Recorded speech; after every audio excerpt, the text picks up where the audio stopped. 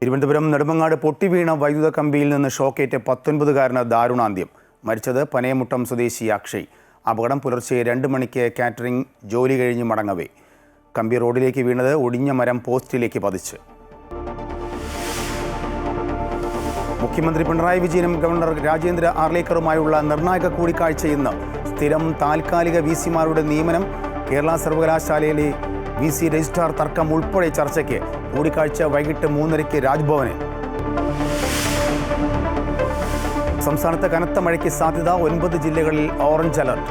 വടക്കൻ ജില്ലകളിൽ അതിതീവ്ര ജാഗ്രതാ നിർദ്ദേശം. 50 കിലോമീറ്റർ വേഗതയിൽ കാറ്റ് വീശാൻ സാധ്യത.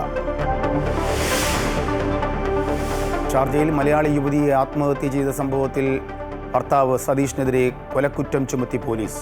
പത്രപീഡനമെന്ന ബന്ധുക്കളുടെ പരാതിയിൽ കേസെടുത്ത് ചവറ പോലീസ്. പാർലമെന്റിന്റെ വർഷകാല സമ്മേളനത്തിന് നാളെ തുടക്കം. ആദായ നികുതി ഭേദഗതി ബില്ലുകൾ അടക്കം സഭയിലെത്തും. പഹൽഗാം ഭീകരാക്രമണം, ബീഹാർ വോട്ടർ പട്ടിക വിവാദം എന്നിവ സഭയിൽ ഉയർത്താൻ പ്രതിപക്ഷം. സർക്കാർ വിളിച്ച സർവകക്ഷി യോഗം ഇന്ന്.